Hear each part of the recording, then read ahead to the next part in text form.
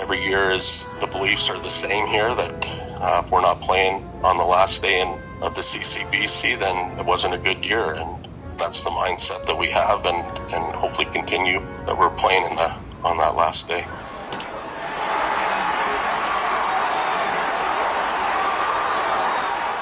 Welcome to episode 217 of Alberta Dugout Stories, the podcast. I'm Joe McFarland. The snow has started to thaw, and we're finally starting to see some local diamonds clearing up for the sweet sounds of the game we love this spring. Among the first teams to hit the field will be those in the Canadian College Baseball Conference, including the Prairie Baseball Academy Dogs, the University of Calgary Dinos, and the Edmonton Collegiate Hawks. Opening weekend is this weekend, and to get you set for the season, we've published the league's preview stories on our website, and we have a jam-packed episode this week, so let's get to it. Prairie Baseball Academy was one win away from winning the CCBC championship last year, falling 5-0 to Okanagan College. A perennial powerhouse, PBA won 7 titles in a row between 2011 and 2017, but haven't captured one since.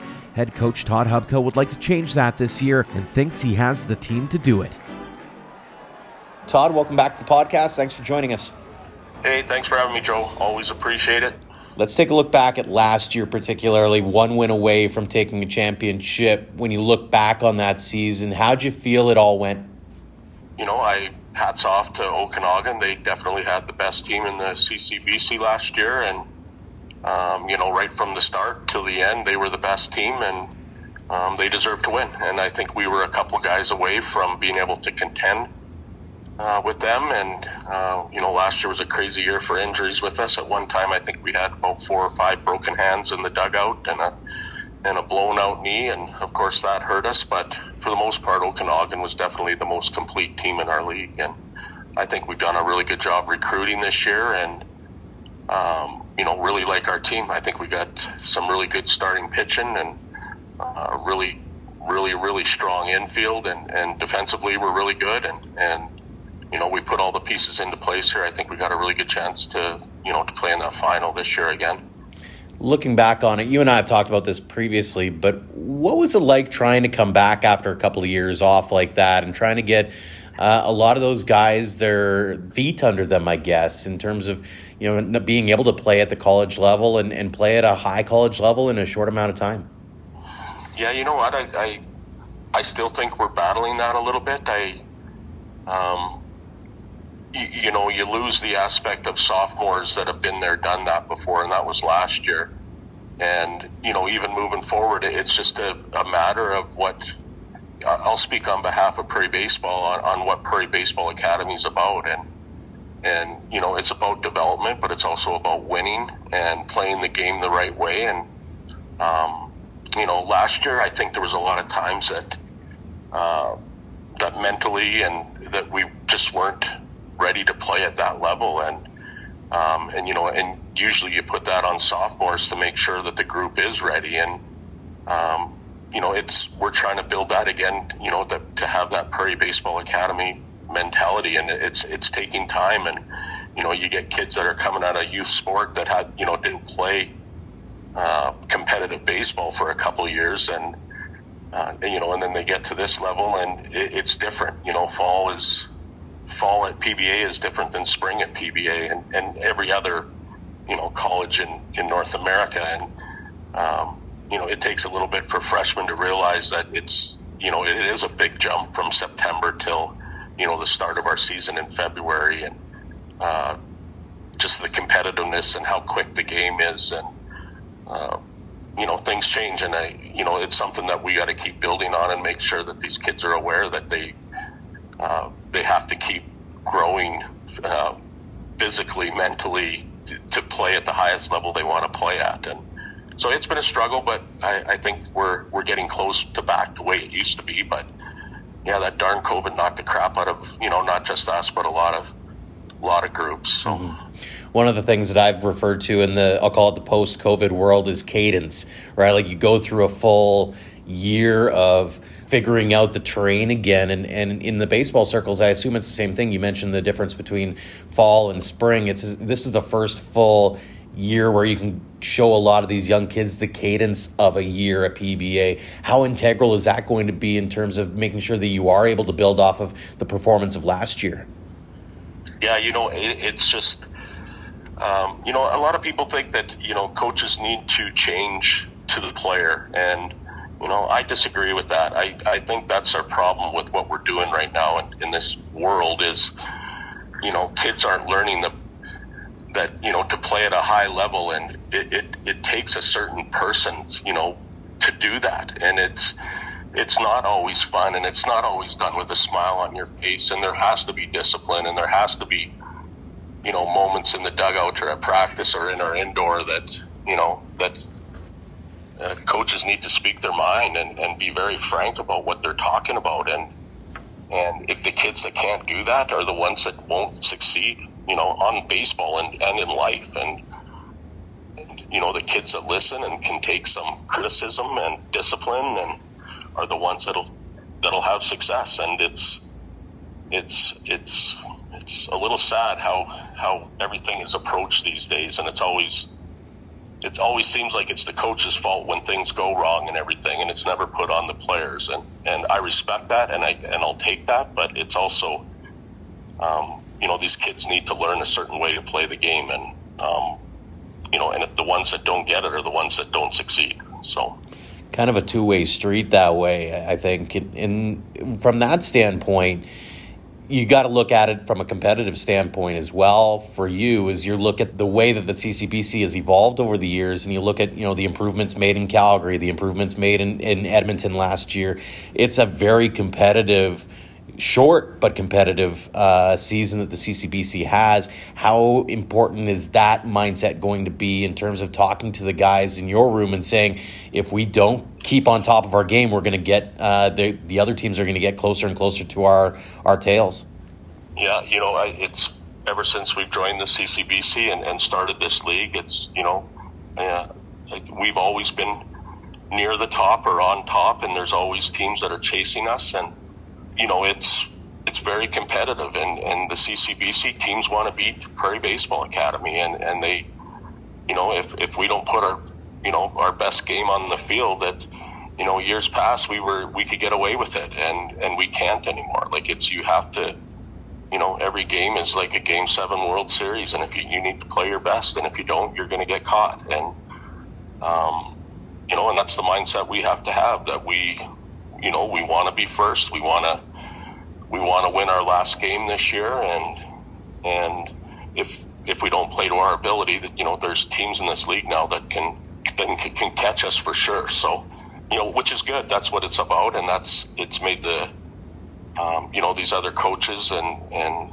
teams have done a great job at recruiting and getting more competitive, and it's exciting that every weekend is a battle, and and we look forward to the next 8 weeks of battling here. So, talk a little bit about the evolution of the CCBC, because you've been around the game and around PBA for long enough now. You've been able to see the talent level. We've got more teams involved. We've got more players involved. What's the talent level like when you look back from day one versus what you're seeing today? Yeah, I think there's always been some really good programs in the CCBC. TRU, was always strong. They always had, we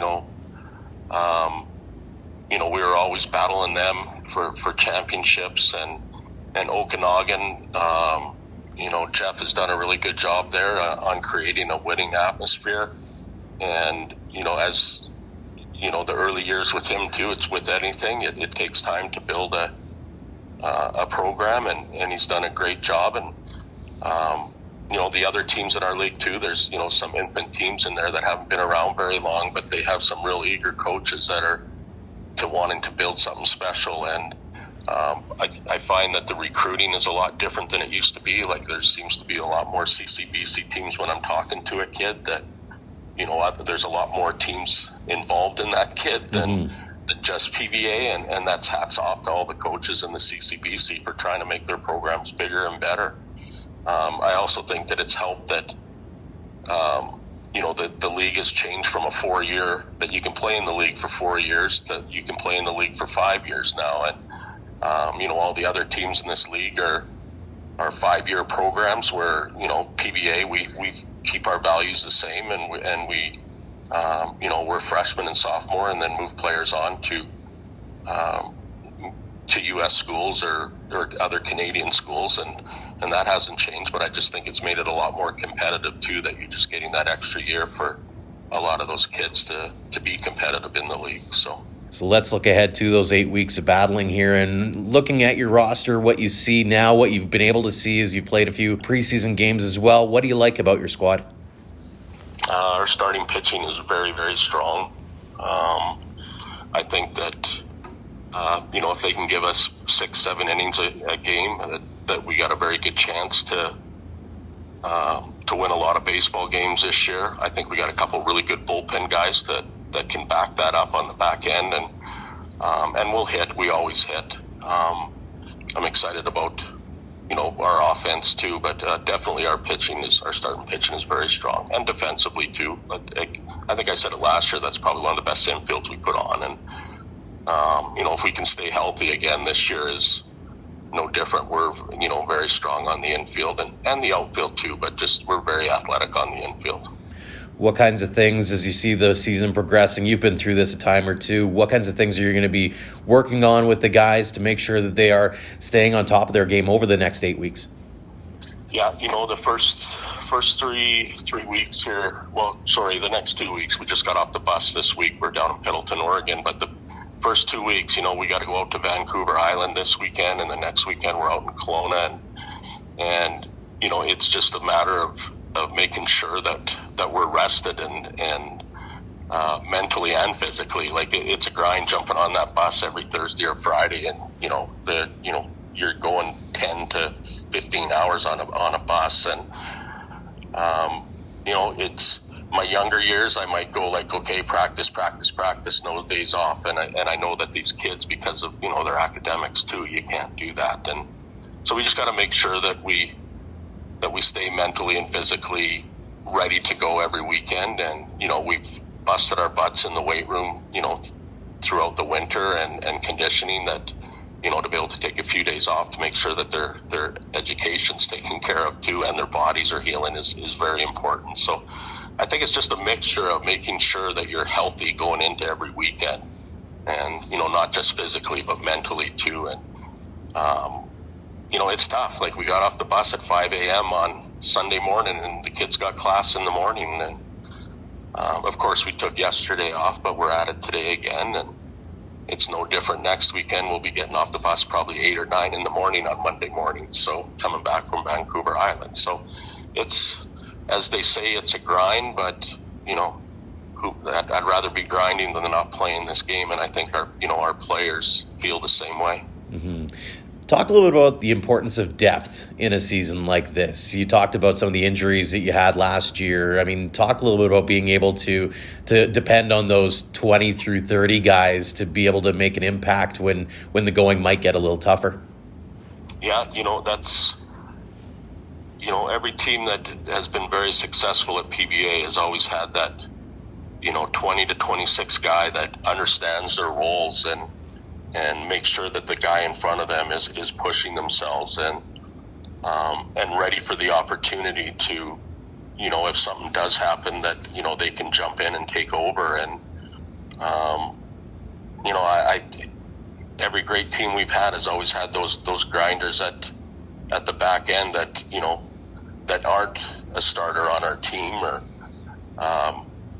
but, they come with the right mindset to make sure everyone in front of them is playing to their ability and pushing them. And last year we had a lot of injuries, and our back end guys, they stepped up and filled the roles that we needed filling. And, hopefully we don't have the injuries like we had last year. And, but those guys are the guys that push the guys in front, and they're very important to create a winning atmosphere and to win the last game of the year. So that experience is probably going to pay dividends as well, or at least you're hoping it does, coming up later on in the season as well, right? You've got guys who might have been rookies last year. As I mentioned earlier, they've been through the cadence. They now know what to expect and now have to play up to the moment.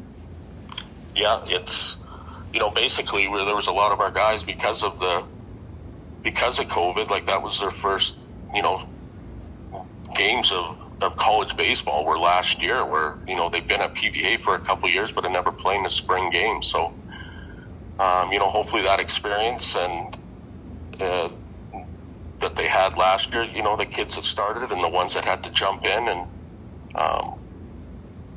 hopefully that helped and be able to build moving forward here and winning that championship. Mm-hmm. Final question for you here, Todd. How excited are you to finally get things going and get the 2023 season underway? Yeah, you know what? It's been an awful winter, and I think that's been basically all over Canada this year. And,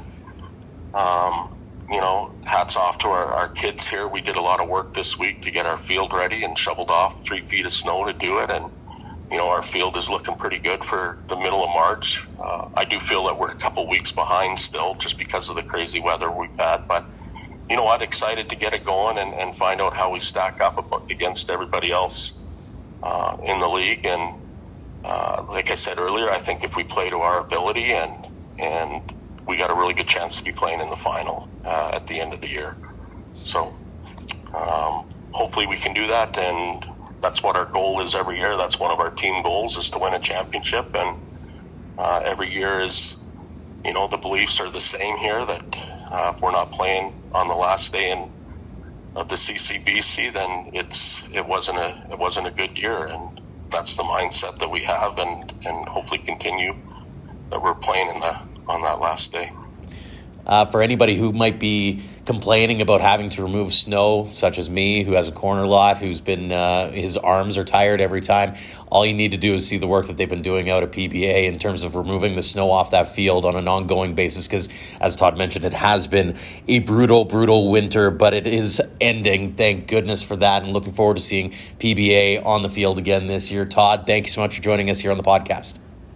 Joe, it's always a pleasure, and again, appreciate everything you do for baseball in Alberta and in Western Canada. It's fun following you guys, and you make it easy to keep updated on all the baseball guys that are playing throughout the U.S. and Canada. So muchly appreciated, and hopefully run into you here at one of the games this spring. It's been tough sledding for the University of Calgary Dinos over the last number of years, having never eclipsed 9 wins in a season. They are hoping for big things in 2022 under new coach and former player Cam Williams.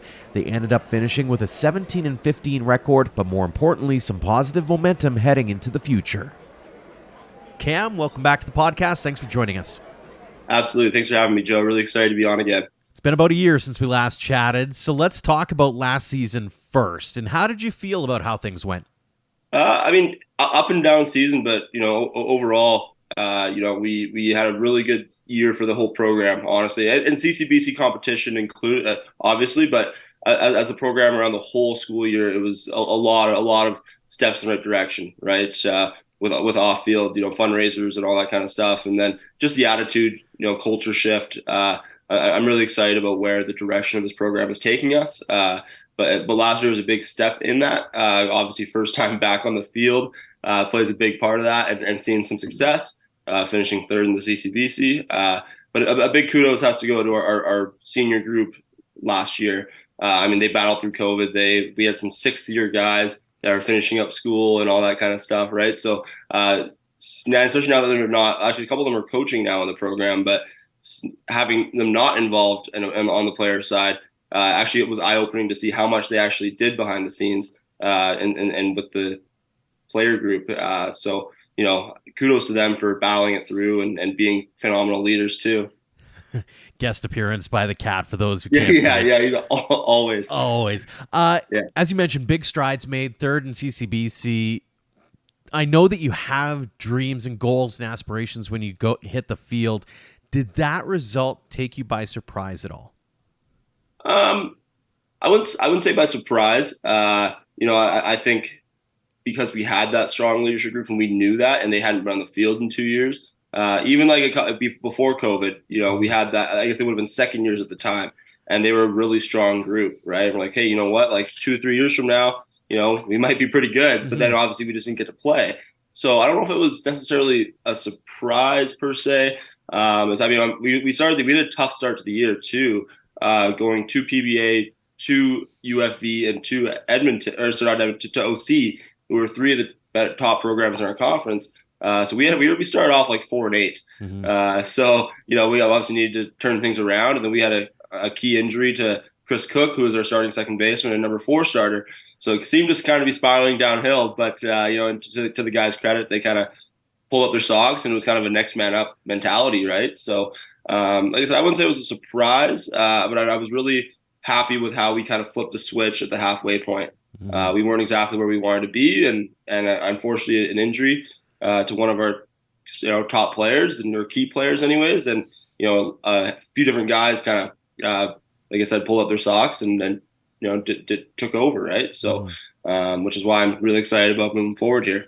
On a personal level, first year as a coach at that program, obviously coming off the pandemic, so it was kind of like your third year randomly. But how did you feel about finally getting to hit the field and getting to really sort of match yourself up against some of these coaches that have been around a while, and also some new guys like Jake up in Edmonton I know was new as well. But talk about being able to finally sort of see yourself up against everybody else.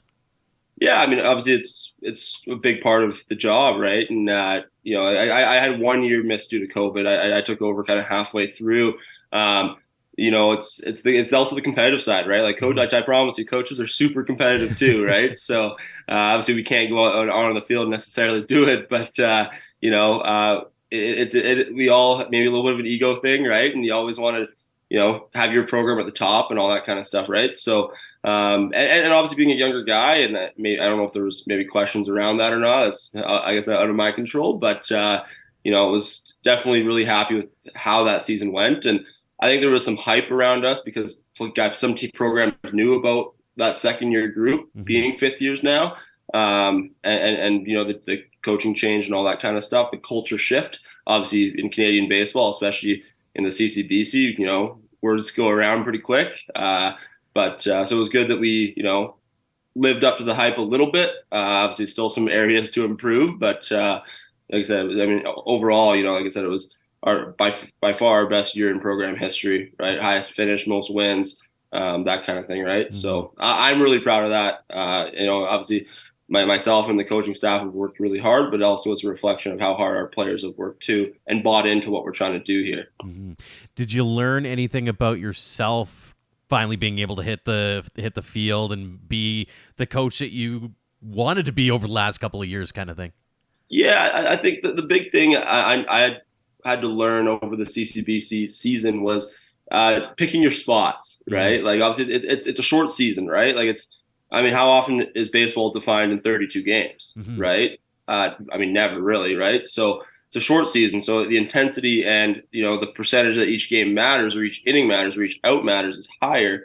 But at the same time, if you dwell too much on one game, then it might affect the future games, right? So you don't want that either, right? So, but obviously there's certain situations or certain things that, you need to highlight a little more than others and all that kind of stuff, right? But obviously if you harp on the same things all the time, then your message isn't as clear and all that fun stuff. So I think just picking your spots of when to kind of highlight things more, right? And or all the other times to maybe sweep it under the rug a little bit more, right? Just because you play 4 in a weekend. So if it's game 1, it's probably more of a sweep under the rug. We're going to talk about this later thing, right? And that goes from on-field performance to off-field issues to umpires, all that kind of stuff, right? Just kind of picking your spots of when you can kind of get a little more fiery, I guess, and when you got to kind of sit back and learn, right?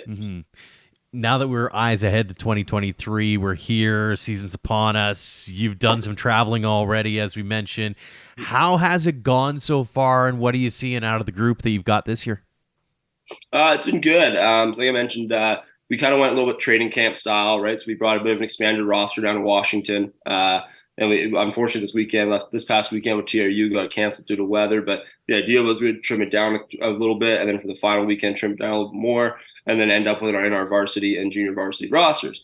The decisions have been almost impossible, which is a good thing, right? The guys have been working really hard, and I think that there's a lot of guys that do a lot of things really well, and they kind of have their own little niches, right? Which you need. You need those kind of players on like every good team has those kind of players, but it makes it really hard to trim it down to 30, right? Yeah. So, but they're all super competitive, right? And they all understand their role and what that they need to do that role to have team success, right? So That's what I'm excited for. There's, I said before, if everyone's trying to be the hero, right, you can't get to letter Z if you don't go through letters A to Y, right? So everyone wants to hit that walk-off double or whatever.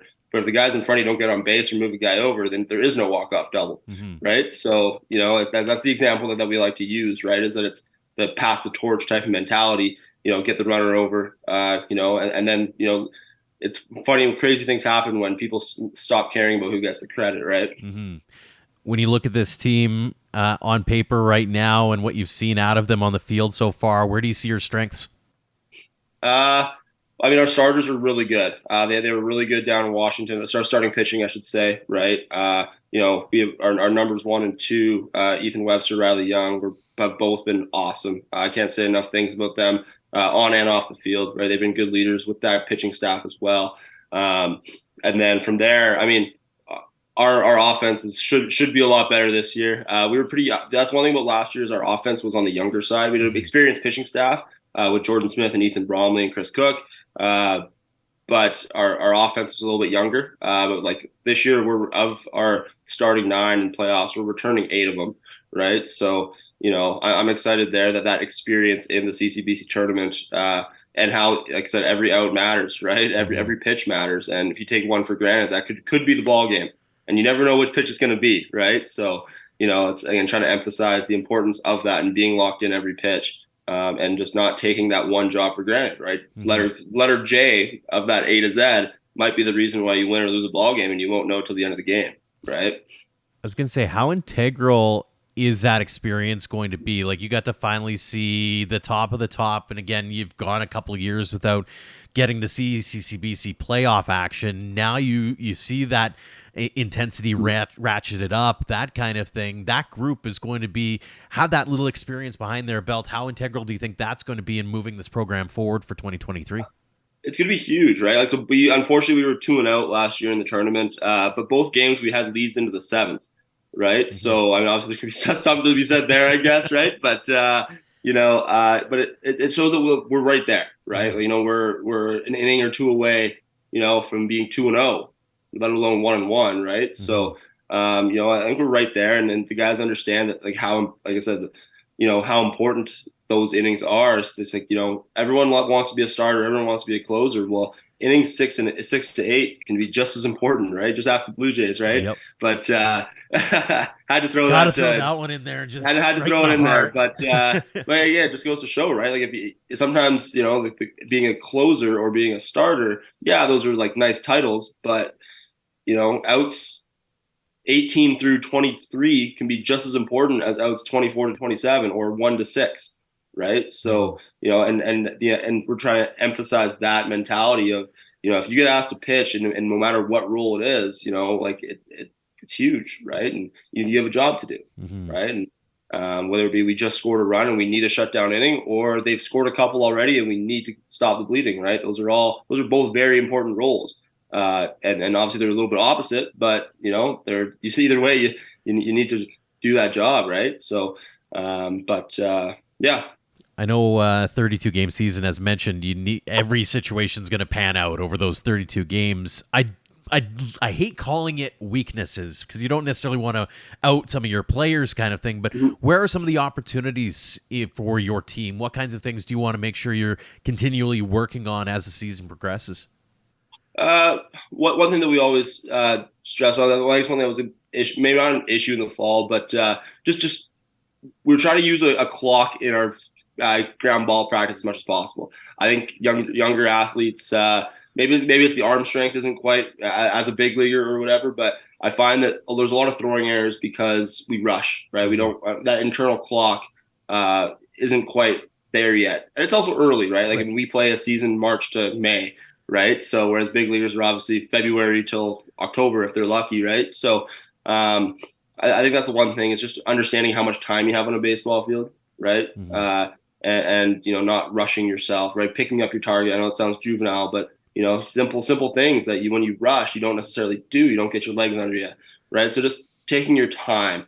Right. And understanding how much time you have on the baseball field is something that we've really been trying to do. So we'll do like 27 outs. And we'll have the clock out, right? And for the base runners, right? Even like a home to second, So if an outfielder has a chance to throw a guy out or at least hold him to a single, right? And how that throw should be into the cutoff man and all that kind of stuff. It's stuff that we've been trying to work on, is I guess internal clock kind of stuff, right? Mm-hmm. When you look at this team as a whole, if you can compare it to last year's team, where do you think it is? It's close. I honestly think there's more talent. Where it's younger though, right? So there might be a little bit, maybe some headaches there a little bit, but I think the talent is higher. I think we got guys like pitching staff. We got guys with better stuff for sure. It's just inexperience, right? Mm-hmm. So if all goes well, and that's why the first 32 is going to be so critical, is to get guys into situations that they're not used to being in, especially at the college level. And that will help us in that conference tournament, right? So. Like I said, I think if we can figure it out and we can get these guys that experience, I think we are a better baseball team for sure. We run a lot better, definitely. I think we can handle the bat better. Like I said, it's just the inexperience at this point in time, but that's our job to figure out. Mm-hmm. Do you have any expectations of this group? I mean, there's always expectations, Joe, but I think we have a legit chance to make a run. I do. I think that we have the deepest roster for sure, right? Like I said, I know there's good teams around the league. I'm not arguing that by any means, but I think our 1 to 30 is just as good, if not better, than everybody else's. So, and when you get down to a tournament, right, especially, knock on wood, but if there is an injury, we have guys that are ready to step up, right? If we have, unfortunately, a guy who doesn't perform like he thought he would, we have guys ready to step up. So that's why I think we're going to be solid, or like in a 4-game weekend, giving a guy a game off, right? Mm-hmm. Will help him. If he only has to play 25 instead of all 32, he'll be more fresh for the conference tournament, right? So that's the idea. Or even piggyback our starters one game if you're able to, right, and have them fully rested for Wednesday or Thursday of championships, right? Mm-hmm. So that's where I think we have an advantage on a lot of teams, is that I trust our top 30 for sure, mm-hmm. Against anybody. So is there sort of that any given Sunday mentality that's creeping in to a certain extent, given what you saw in that last year's tournament and that you were a couple of innings away kind of thing? Is that we got to make sure that we have to realize that any given Sunday or any given game day or any given tournament, we can do this. It's just a matter of setting ourselves up for success at that particular point. Totally, right? Like I think if we're prepared and take care of the baseball, I think we can beat anybody on any day. Like you said, I know that's the whole idea, right? But the thing is we know that we can win, and we know that we can compete and beat anybody. It's just the consistency of going out and do it, right? Like we had games last year, where like it was a Friday night starters, right, 1v1, and some games where we didn't take care of the ball or didn't have good situational hitting and we lost by a run, and games where we did take care of that stuff and we won by a run, right? So I actually went for our guys. I went through, so we of the 32 plus 2, so 34 games, 22 of those were 2 runs or less ball games. Wow. Last year, right? So it was stressful, I'll tell you that. But so like about 2/3 of our games were determined by 2 runs on either side. Right. So, that's a hit at the end of the day on either on for us or for them. Right. So, and that's just being right there. But that experience helps us now. Right. We've had to play defense and throw strikes and put balls in play in those situations where maybe sometimes we failed and didn't, and we learned from it. And other times we did. And obviously you still learn from that. Right. Mm-hmm. So, so I'm excited. I think we'll take care of the baseball a lot better this year, and hopefully be on more of the positive end of those 22 2-run games or less. Fantastic stuff. Final question for you. You mentioned the word a little bit earlier on excitement. How excited are you to finally get the season going here in the CCBC for 2023? Obviously really excited, right? So, you're inside for 4 or 5 months. It goes by so slow, especially after Christmas. It just can't come soon enough. So, I know obviously we went down to Washington last weekend, and like the whole week before, guys were buzzing, talking about what the food close to the hotel and all that kind of stuff, right? So, there's a lot of excitement. Obviously, we only had the one, the one second team All-Star last year, Nathan Webster. But I think there's a lot of guys that are, in terms of the individual stuff, that are really close, and obviously they have individual goals, but also team goals as well, right? So, I think we're going to make a big splash this year and continue in the right direction that we started from last year. Fantastic stuff, Cam. Well, congratulations on the year that you had last year. Continued success this year. Looking forward to seeing you on the field again in 2023. And thanks for joining us here on the podcast. Absolutely. Thanks, Joe. Talk to you soon.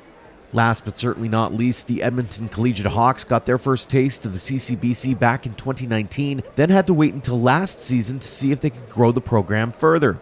They did, going 11-19 before going on a bit of a run in the championships, picking up a pair of wins despite being short-staffed. Head coach Jake Lanferman is hoping for even bigger things with a full roster in 2023. Jake, thanks so much for joining us again here on the podcast. Thanks again for having me, Joe. How did you feel about last season, especially given that it seemed as though the team made some pretty big strides in the CCBC? Yeah, I was extremely happy with how we performed throughout the year. I think throughout the whole season, we kind of just kept gaining strides and then making strides towards the end of the year that the CCBC conference came. And, these guys really gelled. We meshed at the right time. Having the recruiting class we did, we didn't have a lot of depth. So I think we only had 20 players last year. We traveled 19 to the tournament, and to knock out TRU, to knock out VIU, to go 2-2 and have PBA on the ropes a little bit and then lose to them 5-7. But no, I think the season was amazing. I think the guys played extremely hard, and for my first year, it was awesome. What was key to getting the needle to move for that team? Because it'd been a couple of years, then you got COVID. Like, it would have been really easy, I think, to say, okay, we'll just take whatever we can get. But yet here you were flirting with 500 and making a name for yourselves during the conference playoffs there. I mean, that's a pretty big step in the right direction. Yeah, I think that, obviously, I think Ethan did a great job with the last program. And then when the Riverhawks organization, we decided to take over the college program. Obviously, getting the right guys in place. So last year we had a great staff. Scott Gillespie helped. Having Ray Brown there is awesome. And Nathan Coffin does a great job too. So having those guys. And then I think, obviously, the start of the year, we have snow up here so late, right? So I think when we started to play these BC teams and we were traveling a lot last year, I think the more we played and then the more we kind of knocked the rust off, I think we just became more confident in our abilities. And then we saw a team kind of, I think that's exactly how it goes, right? You go into that last tournament and it's kind of whoever's hottest or whoever's playing the best. And I think we kind of peaked at the right time. So we went into the tournament with a lot of confidence in ourselves. And these guys, I just got to kind of give it all to them. They just meshed. They played extremely hard baseball, and it was fun to watch. On a personal level, last year was your first year as a coach of that program. How did you feel about how things went from a managerial coaching perspective? Yeah, well, that's kind of it. You don't really know what to expect going into it and being a new team in the CCBC, but just proud is an understatement, to be honest with you. These guys, you just work with them so long every single day for 8 months, and you want nothing but the best for them and for this program. So to have, obviously it was a slow start. I don't think we didn't find our first win till game 6 or 7 when we went to play Victoria. But as soon as we started getting some wins and the ball started rolling, it was just fun to be a part of and to watch these guys have the success that they did, especially when they work so hard all year and they're dealing with their schooling on top of it. So just very proud of the group. And we had a couple guys really kind of break out too. So you had Halen Knoll, who 70 Ks, he led the CCBC, and at the same time he hit 272, I think. So a guy like that to do it both ways for us was really the backbone, along with RJ Bourget had a first team all conference year, and Braden McKetty coming in as a freshman and making second team all conference. So we had some really great performances, and those guys kind of led the way for the rest of the guys to hop on their back. Did you learn anything about yourself as a coach as you went through the season?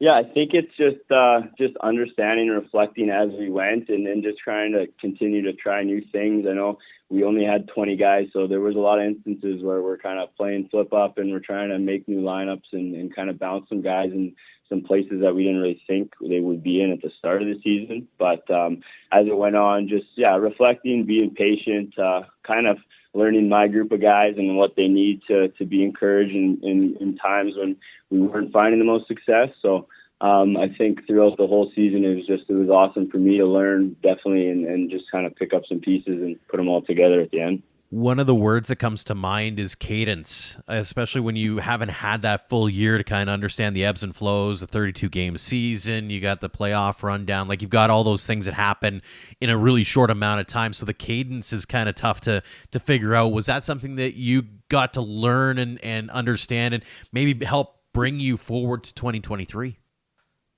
Yeah, no, I think that's exactly it too. And just speaking on that, I think our guys kind of learned it at the same time, right? With the COVID year and us being a new program, I think we only had one or two guys who have seen playoffs before, or seen a full season of college baseball, whether that being down south and coming back or not. So, I think the whole year we just kind of rallied together and learning about our coaching staff and how our players perform, and then just kind of putting it all together and moving forward. Mm-hmm.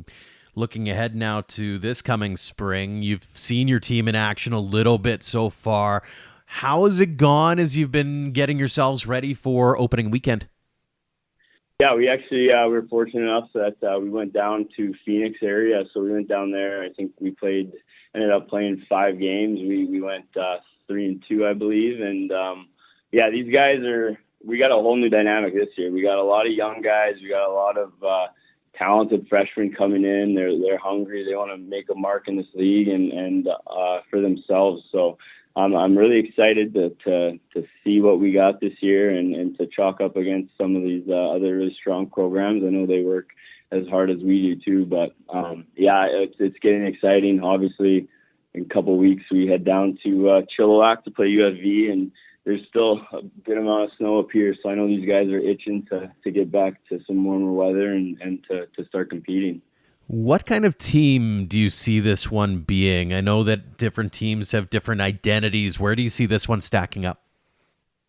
Yeah, I think that really we just trying to instill just a hard-nosed, gritty type of baseball. I think that was my biggest thing that I tried to play when I was at UBC. We had that mentality, and if we're difficult to play against, that was kind of how we found our success last year. These guys just kind of make it difficult when we're in the box and compete hard when we're on the mound and put it all together. And if, definitely last year, having some coaches come up to me after series and just say, we were a lot more difficult than they thought we were going to be, and we got a good group of guys. So I think that's almost the key for us, is just to work extremely hard and let the successes kind of take care of themselves. At the end of the day, it's not really about our record. If these guys are getting better, they're becoming more knowledgeable at the game, and they just give everything they got. Might be a little bit early on in the process, but do you see any strengths early on for your squad? I think that we're going to kind of rely on our bats. We swing it pretty well, and we found a lot of success kind of hidden down in Arizona as well. So I think 1 through 9, I think that's kind of the big thing about this year is we have a lot more depth. We have a lot of guys that can kind of interchange in and out of lineups and still give us competitive ABs. So I think we're going to lean a little bit more on our offense this year, but I think our pitchers will be competitive and give us a chance to win games too. Early on, do you see any weaknesses or maybe opportunities where you can see some guys needing to step up and maybe fill some gaps? Not necessarily. It's just whether, some of these young guys, it's just, college baseball can kind of get overwhelming at times. So we got a lot of youth, and I trust my older guys in keeping them steady and then allowing them to get comfortable and not overwhelm themselves. But if there were any weaknesses, I guess that would be it. Is just with youth can go either way. So hopefully that they get hot early and they feel comfortable competing in the CCBC, and then we just kind of snowball from there. But that would be it. When it comes to that youth movement and that youth, and I'll call it lack of experience, but that idea of gaining that experience, how much of it is going to be you leaning on your own previous playing experience to say, here's how you kind of navigate, or are you one of those people who wants them to experience it themselves?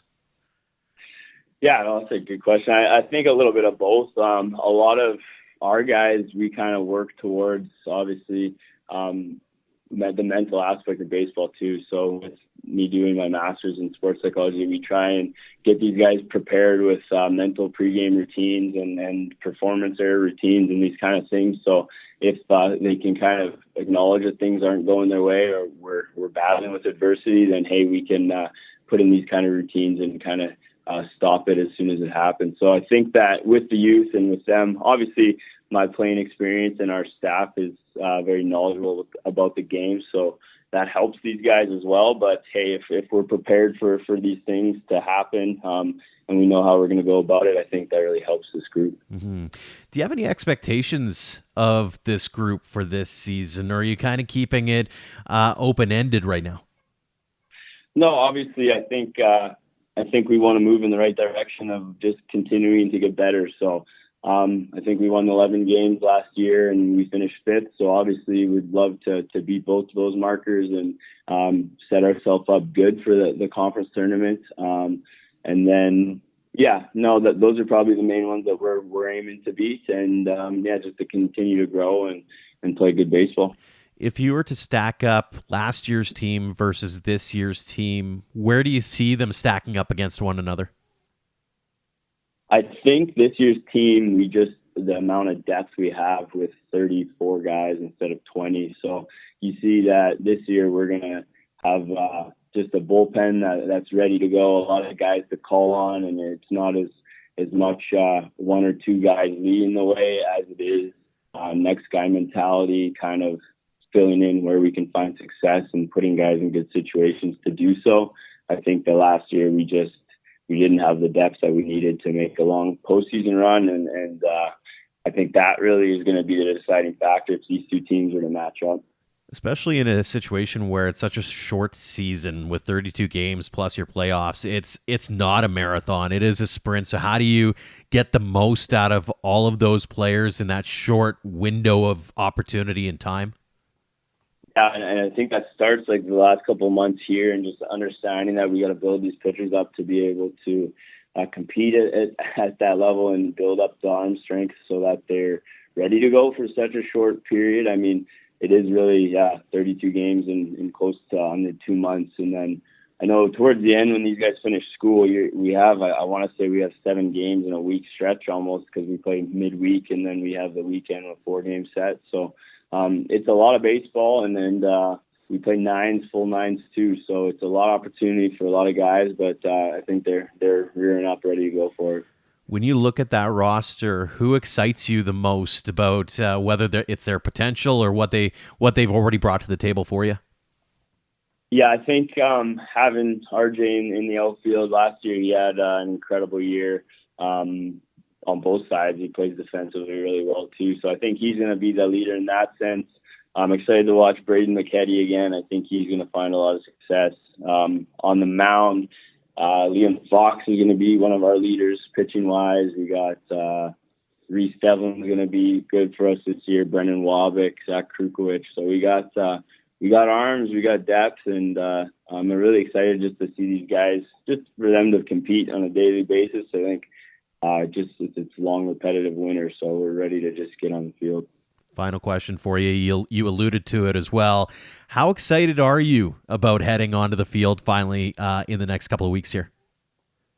Yeah, I think that these guys are just we're stacked, to say the least. So I'm excited for the snow to kind of melt out here so we can get on Remax. But these guys are rearing to go, and I'm excited to watch them. We're certainly excited to watch you as well. Jake, really appreciate the time. Congratulations on the success from last year, continued success this year. Thank you again so much for joining us here on the podcast. Thank you very much, Joe. I appreciate it. Thanks to Todd Hubka, Cam Williams, and Jake Lanferman for joining us this week, and thanks to all of you for downloading and listening. If you haven't already, leave us a rating and review on your podcast app and subscribe to help boost our prevalence on those platforms. A tip of the cap as well to our Platinum supporters for all they do for us and for baseball in Alberta. The Okotoks Dogs are hoping to repeat as WCBL champions in 2023. See more about their recruits and ticket information at dogsbaseball.ca. And AHP Academy is devoted to driven athletes. They'll be on the field in short order as well with new team names, the Renegades and Rustlers. Learn all about the program at ahpbaseball.com. Until next time, thank you for all your support online, on social, and on air of Alberta Dugout Stories.